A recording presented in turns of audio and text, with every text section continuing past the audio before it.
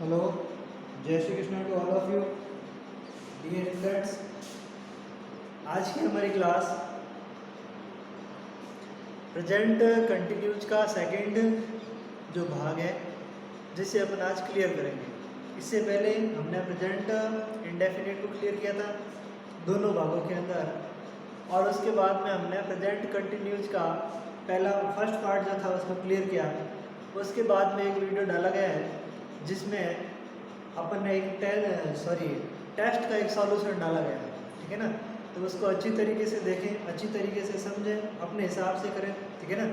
ये मत सोचना कि सब गलत हो गया इसका मतलब गलत हो गया, भले ही आपका एक भी गलत ना, लेकिन टेस्ट वो चीज़ होती है जो हमेशा आपको निखारती है, इसलिए कभी भी टेस्ट से भागना नहीं चाहिए, ठीक है। आज की अपन बात करते हैं, तो आज के वीडियो में अपन क्या डालेंगे, तो प्रेजेंट कंटिन्यूस टेंस की कुछ कंडीशंस है, ठीक है ना, वो अपन डालेंगे। वैसे तो आपको पता है कि जा रहा होता है, ठीक है, और आईएनजी फॉर्म होता है, रहा, खड़ा और बैठा होता है। क्या ये चीज़ पर्याप्त होती है? नहीं, इसके अलावा भी कुछ चीज़ें होती हैं जिनकी तरफ अपन को विशेष रूप से ध्यान देना चाहिए। देखिए एक तो ये, जैसे मैंने प्रेजेंट इंडेफिनिट में आपको बताया कि आप कौन सी क्लास में पढ़ते हैं, ऐसा एक सवाल अपन को पूछा जाता है। तो अपन सवाल जो होता है वो प्रेजेंट इंडेफिनिट में पूछा जाता है, ठीक है, और उसका जवाब भी अपन प्रेजेंट इंडेफिनिट में देते हैं, ठीक है ना। लेकिन ध्यान रखना, वो जो सवाल होता है ना, वो ये नहीं पूछा जाता कि in which class do you read, no, in which class do you study, ठीक है ना। ये पूछा जाता है कि तुम्हारी जो पढ़ाई हो रही है वो किस क्लास में हो रही है। हाँ, हो रही है निकल रहा है, लेकिन वो सवाल किस में पूछा जा रहा है, प्रेजेंट के इंडेफिनिट में पूछा जा रहा है। ये मॉडर्न इंग्लिश ग्रामर बता रहे हैं, लेकिन ध्यान रखना ये जरूरी नहीं कि सब उसमें आने का मतलब वही होगा। क्लियर, आज अपन इसके अंदर ये समझेंगे, इसके अलावा भी तो हो सकता है। जैसे मैं पढ़ रहा हूँ, अगर अपन कॉलोक्वियल बोलचाल की भाषा में पहले ये लिख देते हैं, ये है अपना प्रेजेंट कंटिन्यूज टेंस का पार्ट है सेकंड, ठीक है। बोलचाल की जो भाषा होती है जिसमें अपन नॉर्मली बोलते हैं कि तुम क्या कर, मैं पढ़ रहा, ये कहेंगे मैं पढ़ रहा, पढ़ रहा इसका मतलब सीधा सा है कि पढ़ क्या है, एक पढ़ाई कर रहा हूँ और एक पढ़ रहा हूँ, अंतर होता है दोनों। पढ़ाई कर रहा हूँ तो स्टडी होगा, यानी लंबी, ठीक है, लेकिन पढ़ रहा है इसका मतलब मैं प्रेजेंट टाइम में कोई किताब पढ़ रहा हूँ, नॉवल पढ़ रहा हूँ, स्टोरी पढ़ रहा हूँ, या अदरवाइज कुछ और पढ़ रहा हूँ, चाहे न्यूज़ पेपर पढ़ रहा हूँ। तो इसकी इंग्लिश तो अपन इसी में बनाएंगे, आई के साथ में एम, आई एम रीडिंग, ठीक है। मैं पढ़ रहा हूँ मतलब आई एम रीडिंग, यानी अपन ने प्रेजेंट टाइम में जो एक्शन बताया, ये एक्शन जो है ना प्रेजेंट कंटिन्यूस में ही बताया जाएगा, ठीक है ना। यानी एक लंबी दूरी बताई जाती है, जैसे तुम इन दिनों क्या कर रहे हो, क्या इस दिनों मेरी पढ़ाई हो रही है या पढ़ाई कर रहा हूँ, ठीक है ना। तो वो पढ़ाई कर रहा है इसका मतलब स्टडी आएगा, और उसको अपन प्रेजेंट इंडेफिनिट में रखेंगे। लेकिन बात आ रही है तुम क्या कर रहे हो, मैं पढ़ रहा हूँ, ठीक है ना। तो ये जो नॉर्मल एक्शन फॉर्म आ रही है उसमें अपन रीड को लगेंगे, ठीक है, और उसमें आएगा ये वाला प्रेजेंट कंटिन्यूस। अब बात करूँ तो ये भी तो हो सकती है मैं पढ़ा रहा हूँ, ठीक है ना, मैं पढ़ा रहा हूँ। अब मैं पढ़ा रहा हूँ मतलब क्या होगा, आई एम टीचिंग, ठीक है ना। यानी अगर प्रेजेंट टाइम में जो अपना एक्शन आता है, एक्शन फॉर्म जो प्रेजेंट टाइम में बनती है, ये किस में बनेगी, ये प्रेजेंट टाइम की एक्शन फॉर्म प्रेजेंट के कंटिन्यूस में बनेगी, ठीक है। अब बात आती है इसके अलावा भी अगर पूछना है, तो वैसे मैंने इसको एग्जाम्पल के तौर पर बताया, एक चाहो यहाँ पर अपन को लिखना है रूल, ठीक है ना।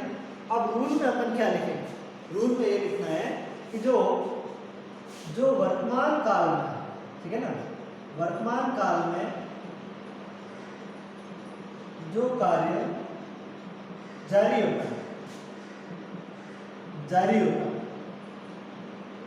उसमें अपन क्या टेंस भरेंगे, प्रेजेंट का कंटिन्यूस। आप सोचेंगे कि ये तो एक नॉर्मल बात है कि प्रेजेंट कंटिन्यू में तो वैसे ही कार्य जारी होना ही होता है, लेकिन कंफ्यूजन इससे भी बड़ी बात होती है, विशेष रूप से ध्यान रखें, ठीक है ना। कंफ्यूजन ये होती है कि इसमें अपन क्या करें, भरे या नहीं भरे, इसमें भरे तो कौन सा टेंस भरे, ये कंफ्यूजन होती है। तो मैं बता दूं कि अगर ऐसा कोई कार्य है जो वर्तमान कंडीशन में आप अभी भी कर रहे हैं, ठीक है ना। तो उस कार्य को अपन किस में भरेंगे, प्रेजेंट का कंटिन्यूस टेंस ही होगा। जैसे he is writing a letter, he is writing a letter, ठीक है ना। यानी प्रेजेंट टाइम में ये भाई साहब जो है क्या कर रहे हैं, लेटर लिख रहा है। तो he is writing a letter मतलब प्रेजेंट टाइम में अगर कोई कार्य से हो रहा है तो वो किसके अंदर होगा, यह कार्य से होगा हमारा प्रेजेंट के कंटिन्यूस टेंस के अंदर। बात आती है रूल नंबर 2 की।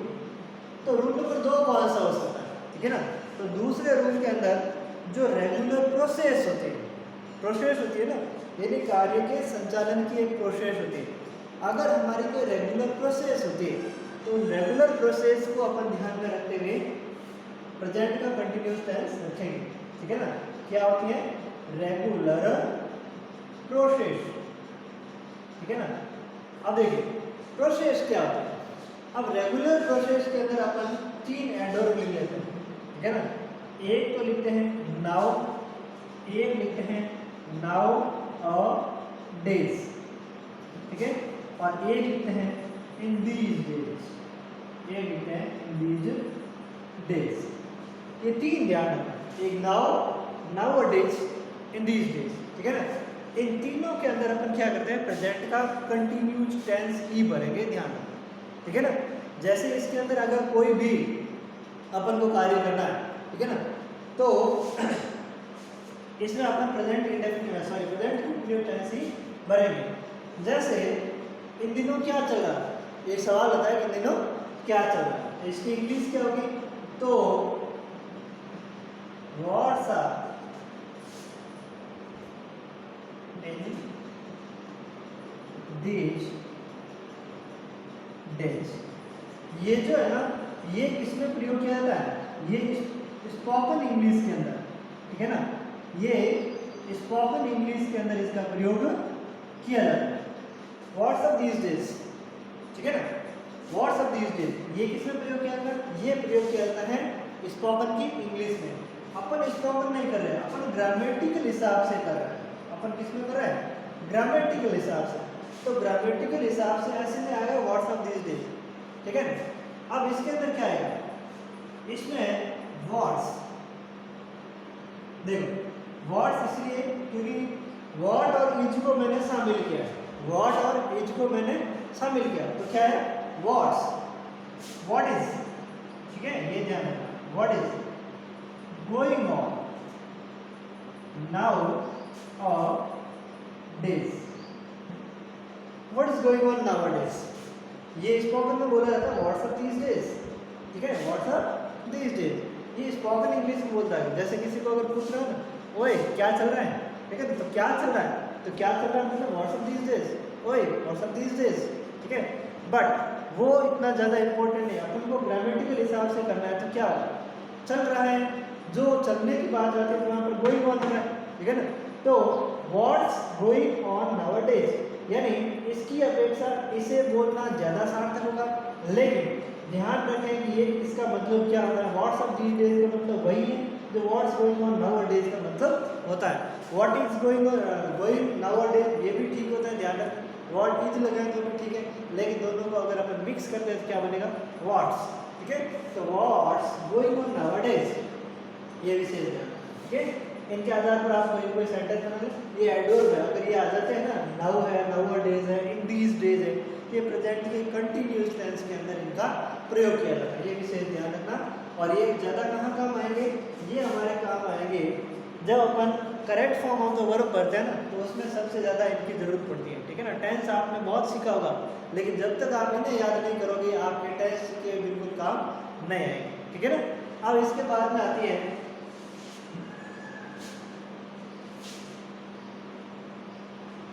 फ्यूचर प्लानेड वाला, ठीक है ना। इसके बाद आएगा फ्यूचर प्लानेड, रूल है 3rd। अपन ने लिखा फ्यूचर प्लानेड वर्क, ठीक है ना। यानी भविष्य में कोई कार्य करना है, योजनाबद्ध कोई ऐसा कार्य हो रहा है, तो वहां पर अपन किसका प्रयोग करेंगे, प्रेजेंट के कंटिन्यूस। और मैंने एक शायद आपको पहले बताया था कि आजकल इंग्लिश ग्रामर के अंदर क्या किया जाता है कि फ्यूचर जो टेंस है ना उसको प्रेजेंट के कंटिन्यूस टेंस के अंदर शामिल कर लिया जाता है, ठीक है ना, क्योंकि फ्यूचर का मतलब फ्यूचर प्लानेड एक्शन होता है और प्रेजेंट कंटिन्यूस में भी प्लानेड एक्शन का प्रयोग किया जाता है। अब इसको ध्यान से देखिए प्लानेड एक्शन कैसे होता है। जैसे अगर मैं बात करूं कि वह कल घर आ रहा है, वह कल घर आ रहा है। अब आप इसको ध्यान से देखिए कि इसके अंदर कौन सा टेंस हो सकता है आपके हिसाब से। आप सोचोगे है लिखा है इसका मतलब प्रेजेंट टेंस है, रहा लिखा है इसका मतलब प्रेजेंट का कंटिन्यूस टेंस है। आप बिल्कुल सही है, लेकिन इस कल पर तो आप भरोसा कर सकते हैं। ये कौन सा कल हो सकता है मुझे बताइए। ये कल यहाँ पर कौन सा कल आएगा? क्या यस्टरडे आ सकता है? नहीं, यहाँ पर क्या आएगा? टुमारो। और जहाँ टुमारो आता है वहाँ तो फ्यूचर टेंस होना चाहिए। अब आप ही सोचिए कि अपन को टेंस तो बनना है फ्यूचर, लेकिन वाक्य किस में बना रहे? प्रेजेंट के कंटिन्यूस में। इसलिए आजकल फ्यूचर टेंस को प्रेजेंट के कंटिन्यूस टेंस के अंदर पढ़ाया जाता है, ठीक है, जो कि गलत नहीं है, ये भी ध्यान रखना। ओके, तो इसमें देखिए कि वह कल घर आ रहा है। कल मतलब आने वाले कल घर आएगा। एक तो ये कि कल वह घर आएगा, एक यह कि वह कल घर आ रहा है। दोनों में बात मेंशन वही की वही हो रही है, ठीक है ना। तो कहने का मतलब कार्य आज नहीं हो रहा है, आने वाले कल को होगा। और इसको अपन कैसे बनाएंगे? तो he is coming home tomorrow, ठीक है, he is coming home tomorrow. तो इस प्रकार से भी ध्यान रखना, जो फ्यूचर प्लानेड एक्शन होते हैं उसमें भी अपन किसका प्रयोग करते हैं? अपन उसमें प्रयोग करते हैं प्रेजेंट के कंटिन्यूस टेंस का, ठीक है ना। फ्यूचर प्लानेड एक्शन में प्रयोग किसका होगा? प्रेजेंट कंटिन्यूस का। जैसे एक वाक्य अगर मैं और बताऊं तो वाक्य ऐसे बनाया जा सकता है। दूसरा वाक्य जैसे I am going to buy a car. देखिए I am going to buy a car, इसमें भी एक्शन देखिए कौन सा एक्शन है? फ्यूचर प्लानेड एक्शन है। फ्यूचर प्लानेड एक्शन ऐसे जैसे I am going to buy a car. Going to तो मैंने अभी बताया था आपको, ठीक है ना, गोइंग टू गोइंग ऑन वगैरह, मतलब आने वाले समय में कोई अपन को कार्य कर रहा है। तो गोइंग ऑन का मतलब तो जो चल रहा है, और गोइंग टू का मतलब जा रहा हूँ, ठीक है। तो ध्यान देखिए इधर कि I am going to buy a car, यानी कि मैं एक कार खरीदने जा रहा, मैं एक कार खरीदने जा रहा। एक तो बात ये हो गई मैं एक कार खरीदने जा रहा हूँ, ठीक है। दूसरी बात ये ध्यान से सुनना, एक तो ये कि मैं कार खरीदने जा रहा, अभी नहीं खरीदी है मैंने। दूसरी बात ये कि मैं कार खरीदूंगा, फ्यूचर टेंस में है, यानी कि अभी कार मैंने नहीं खरीदी है। तीसरी बात मैं कार खरीदने वाला हूँ, अभी मैंने कोई कार नहीं खरीदी है। यानी फ्यूचर प्लानेड एक्शन पर 3 वाक्य बने। तीनों की इंग्लिश अगर अपन बनाएंगे तो अलग अलग बनेगी, ठीक है। जैसे मैं कार खरीदने वाला हूँ, I am about to buy a car, मैं कार खरीदने जा रहा हूँ, I am going to buy a car, मैं कार खरीदूंगा, I shall buy a car, ठीक है। वाक्य तीनों अलग अलग बन रहे हैं। तीनों का मेंशन एक ही है कि ये जो कार खरीदने का है ये एक फ्यूचर प्लान है, अभी हमने कार खरीदी नहीं। लेकिन ध्यान रखें उनको अपन बाद में समझेंगे। अगर फ्यूचर प्लानेड एक्शन होता है तो आप उसको इसके अंदर भी शामिल कर सकते हैं, ठीक है। अब देखिए, अब बात आती है रूल नंबर 4 की। तो चौथा रूल क्या है? चौथे रूल में ध्यान रखना, एक आ जाए वर्ड ऑलवेज, एक आ जाए वर्ड कंस्टेंटली, ठीक है। ये 2 वर्ड विशेष रूप से आपको ध्यान रखना। एक वर्ड आ जाता है फॉरएवर, ठीक है, लेकिन इनके आगे वर्ड जो है ना, ये ध्यान रखना, आदतन कार्य। क्या आना चाहिए? आदतन कार्य। यानी आपने पढ़ा होगा कि ऑलवेज एक ऐसा एडवर्ब है जो मैंने बताया कि प्रेजेंट के इनडेफिनिट में उसका प्रयोग किया जाता है। जैसे never, ever, seldom, generally, usually, ठीक है ना। ऑलवेज ये मैंने लिखा है एडवर्ब, इसमें प्रेजेंट के इंडेफिनिट में। लेकिन ध्यान रखें, ये जरूरी नहीं कि वो केवल उसी में प्रयोग होंगे। और ये बात मैंने शायद बताई भी थी ध्यान से देखिए कि ऑलवेज इसके अंदर भी हो सकता है, लेकिन कंडीशन क्या है, आदतन कार्य। अब आदतन कार्य कैसे होता है, जैसे अपन कह सकते हैं कि वह हमेशा शिकायत करती रहती है, ठीक है ना, जैसे she is always complaining against Hari, ठीक है ना, she is always complaining against Hari. अब देखिए always complaining against Hari, always का मतलब क्या है, हमेशा, लेकिन ये प्रेजेंट इंडेफिनिट नहीं है क्योंकि उसमें तो बात सिंपल थी, और इसमें बात क्या है, ये आदतन कार्य है। आदतन इसलिए आ रहा है कि वो हमेशा शिकायत करती रहती है हरी की, वो अगर हमेशा हरी की शिकायत करती रहती है तो उसकी आदत है कि वह हरी की शिकायत करती रहती है। तो आदतन कार्य में किसका प्रयोग किया जाता है, हमेशा ध्यान रखना कि अगर आदतन कार्य ऑलवेज आने पर भी अपन किसका प्रयोग करेंगे, प्रेजेंट के कंटिन्यूअस टेंस का प्रयोग अपन करेंगे, ठीक है ना। तो इस प्रकार से इन 4 प्रकार के जो वाक्य है इनका विशेष रूप से ध्यान रखना। बाकी कुछ कंडीशन मैंने आपको बताई थी प्रेजेंट के कंटिन्यूअस टेंस में, ठीक है ना, प्रेजेंट कंटिन्यूअस में, सॉरी प्रेजेंट के इंडेफिनिट में ये बताया था। जैसे कुछ वर्ड ऐसे होते हैं जैसे आई सी, इसको अपन हिंदी में ये लिख सकते हैं कि मैं देख रहा हूँ, मैं देख रहा हूँ, ठीक है, बट क्या होगा, आई सी, ठीक है, ये भी विशेष ध्यान रखना।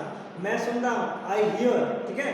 इसके अलावा और भी कई वर्ड है जैसे मैं घृणा करता हूँ, ठीक है, या मैं घृणा कर रहा हूँ, उससे मैं मिलना नहीं चाह रहा हूँ, तो आई had, I love, I think, I understand, ठीक है, आई फील, ये इतने वर्ड होते हैं, देखो ध्यान रखना, I feel, I see, I hear, I think, I understand, I had, I love, इन सब में वाक्य भले ही किसमें बन रहा हो, वाक्य भले प्रेजेंट कंटिन्यूस बन रहा हो। जैसे मैं अब उससे प्रेम कर रहा हूँ, ठीक है ना, तो आई लव हिम, ना कि I am loving him, no, I love him, मैं उससे घृणा कर रहा हूँ, तो आई हैड हिम, ठीक है।